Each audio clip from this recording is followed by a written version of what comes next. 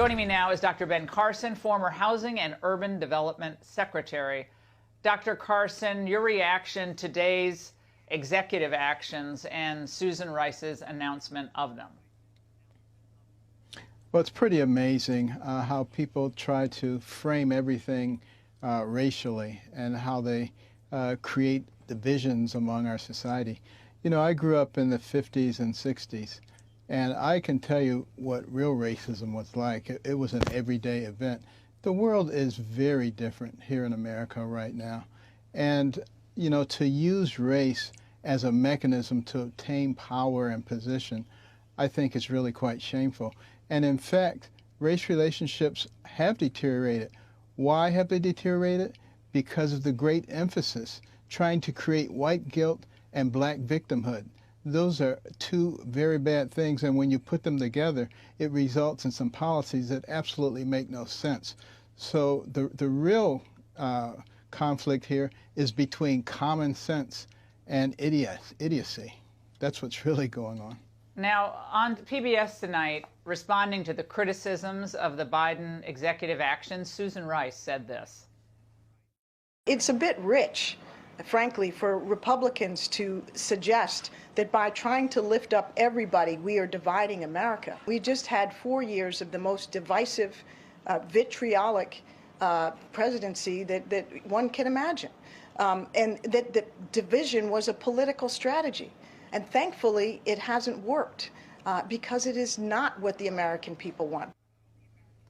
Dr. Carson, not only record low unemployment, record wage growth, and criminal justice reform, community engagement with new investment in inner city, an attempt to reach out, opportunity zones.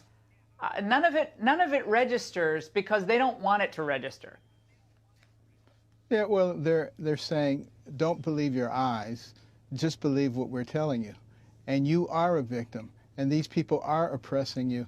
And I appeal to the American people to stop listening to the foolishness and use your brain and believe what you see and what you feel. You know, America is full of very good people. The vast majority of Americans are decent individuals. They will extend a helping hand to anyone who is in need, including their neighbors. They don't ask if you're a Democrat or Republican. But we have a political class and a media that does nothing but specialize in stirring up anger and stirring up resentment. And I guess that makes them feel powerful and makes them feel needed. I would appeal to them to maybe listen to their better angels. You know, this is a time when we can make tremendous progress. Everybody's talking about unity and working together. Let's actually do that. We create our own problems, and we are going to be the ones who destroy this country if we continue to listen to the purveyors of division and hatred. It's in our hands, the people.